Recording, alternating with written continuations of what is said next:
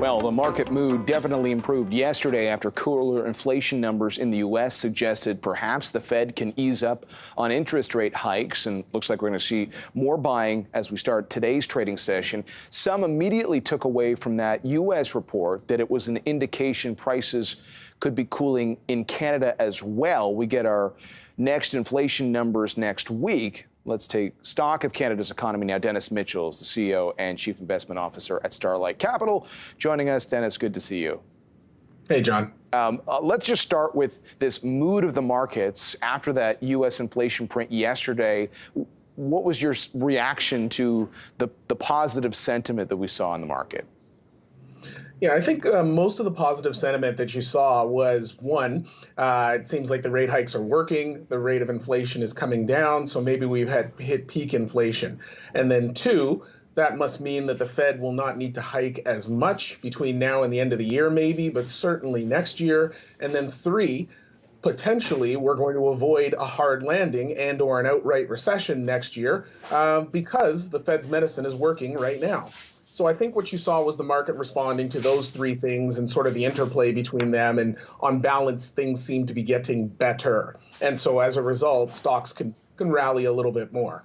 And since we live next to the U.S. and obviously the health of their economy is something we watch closely, a lot of people were trying to piece the pieces of inflation together and suggesting, well, maybe, there's going to be an encouraging sign on inflation when we get our next report next week. But as you've been highlighting recently, we have a few moving parts here. And when it comes to inflation, I can't believe I'm saying, include housing in the category of volatile things like food and energy. But these days, home prices are moving pretty quickly. Yeah, and you were commenting on the previous segment about Desjardins saying they expected home prices to correct by 23%. So you can see that there's a healthy spread between sort of the prognosticators on the direction of the housing market, let alone the magnitude. My thoughts are this. Whatever inflation print that we get next week, whether it's slightly higher, slightly less, or bang on what we were expecting, inflation in this country is 3 to 4 times the Bank of Canada's target. So it's still really hard, and that is impacting Canadians everywhere from coast to coast.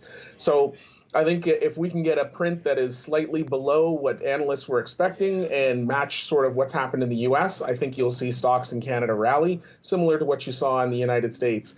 And if we don't get a similar matching print, I think stocks may still have a little upside, depending on the magnitude of sort of the miss in either direction, on the basis of, well, we're peaking a month or a quarter after the U.S. But all in all, I expect the inflation print to be parsed very carefully next week, and I think your bias is probably towards the upside, meaning we'll undershoot and markets will continue to rally. And then just in terms of portfolio strategy, and all our longtime viewers know your bread and butter focus in the market, but just give us a sense on how you're thinking about positioning if possibly sort of the mood is changing in the market.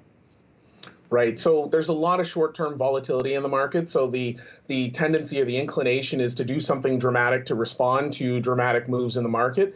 I think if you take a step back, the Federal Reserve is hiking rates aggressively. The Bank of Canada is hiking rates aggressively. And even the Bank of England is hiking rates aggressively.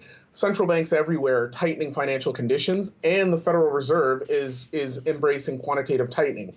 So the sell-off you saw in markets this year was in response to everything that happened last year, in addition to energy prices and Russia invading Ukraine. The pressure that we're going to see on global growth next year is going to be a function of the Fed and the Bank of Canada hiking rates aggressively this year. So I think for investors, the environment you're going to see next year is less global growth than we experience this year and higher interest rates.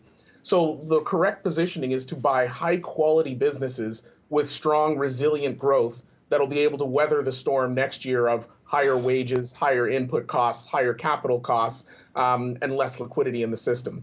Now, that's a strategy, fortunately, that tends to work in most markets, but it's going to be especially important next year and into the tail end of this year even, that you buy high-quality businesses that have got the ability to grow their cash flows. One final one for you, since the real estate market is one you know very well, across the board, with rates still going up right now.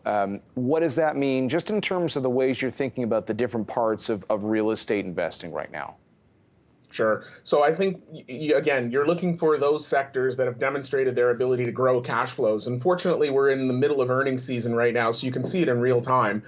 Storage companies, cell tower companies, data center companies, industrial and residential have all demonstrated their ability to continue to grow cash flow despite what's taking place in terms of interest rates, availability of capital, and so forth.